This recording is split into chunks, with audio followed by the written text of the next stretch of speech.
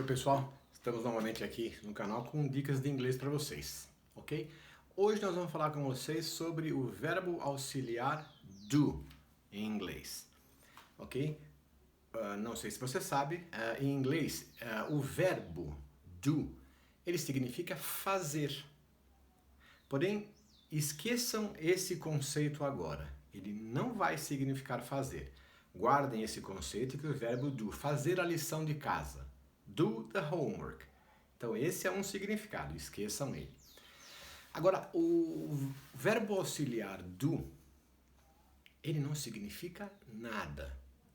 Ele somente é um carregador de tempo da frase. Nada mais do que isso. Então vocês lembram da minha outra aula que a gente falou sobre o verbo to be? Quando você vai fazer pergunta, você coloca o verbo to be antes do sujeito. Quando você vai negar, você coloca um not junto com o verbo to be. Ok, e quando você, numa sentença, você não tem verbo auxiliar, nem will, nem could, nem may, nem to be, você tem uma frase como essa, por exemplo. You speak English. Você fala inglês. Vocês percebem que aqui não tem verbo auxiliar nessa frase. Não tem verbo auxiliar. E o que acontece? Como é que você faz a pergunta e a negação quando não tem verbo auxiliar? Vai aparecer o que é chamado de suporte do. O do, verbo auxiliar, ele vem ajudar a frase a fazer perguntas e negativas quando não existe verbo auxiliar, como nesse caso aqui. Tá? Então, a frase positiva, you speak English, você fala inglês. Se você quiser fazer uma pergunta para isso, vem o do salvar o dia, como dizem, e ele vai auxiliar a fazer a pergunta. Ele vai vir no começo, como todo verbo auxiliar, vocês lembram do verbo to be também, que ele vem no começo, e você consegue fazer pergunta. Do you speak English? Você fala inglês? Vocês percebem que esse do aqui não significa nada, ele é somente, como eu falei, um carregador de tempo. Isso está na segunda pessoa do singular e é presente. Carregador de tempo, nada mais do que isso. Não tem significado algum. Isso é para todas as pessoas, menos para a terceira pessoa. O que é a terceira pessoa? He, she ou it. Ok? Então, como é que você vai fazer para fazer a pergunta para sentenças que têm terceira pergunta? Você sabe que a terceira pessoa leva um S no verbo. A inflexão do verbo tem um S. Então, he speaks English. Ok? Você não vai poder usar somente o do. Você não pode esquecer da inflexão do verbo S.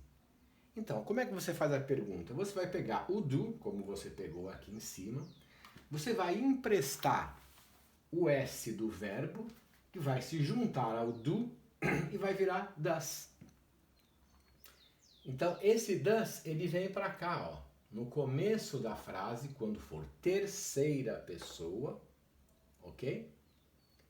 E ele vai fazer a pergunta para a terceira pessoa. Does he speak English? Vocês percebam que aqui, ó, existia a inflexão S para a terceira pessoa. E aqui não existe mais na pergunta. Por que que não existe mais? Porque ela já está aqui dentro do do e virou does. Como eu falei, o do empresta o S do verbo speaks aqui e vira does. E se ele já está aqui, ele não pode estar aqui novamente. Ok? Porque ele já está aqui. Então, does he speak English?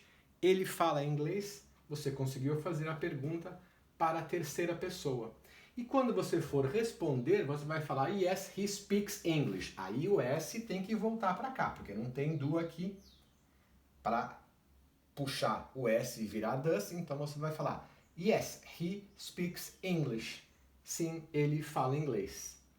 Da mesma maneira, quando você for fazer a negativa, você vai falar no, he does not speak English. Ok? Vocês percebam que aqui novamente não tem o S. Ah, mas se é terceira pessoa não tem que ter o S? Sim, tem que ter o S. Porém, esse S que estava aqui, ele passou para cá. Então, ele já existe aqui, então ele não pode estar novamente aqui. Certo? Esse aqui é o auxiliar. Ele não fala inglês. O S já está aqui dentro, então não o repitam aqui. Ok? Tá, então o do, nessa segunda qualificação que eu dei dele, ele é somente um carregador de tempo. Se é a primeira pessoa, segunda pessoa, terceira pessoa, é presente. Aí o passado nós vamos ver depois. Tá bom? Então, esse é chamado do support. É o support do. É algo que vem para salvar o dia, para fazer perguntas ou negativas quando não tem verbo auxiliar na frase, como nesse caso bem simples que eu dei para vocês aqui. Tá bom? Então, vocês podem replicar isso quando vocês forem falar, escrever, que essa regrinha aqui vai funcionar, vocês vão levar ela junto com vocês. Tá bom? De maneira bem simples, esse é o do support em inglês para vocês treinarem. Ok? Obrigado, pessoal.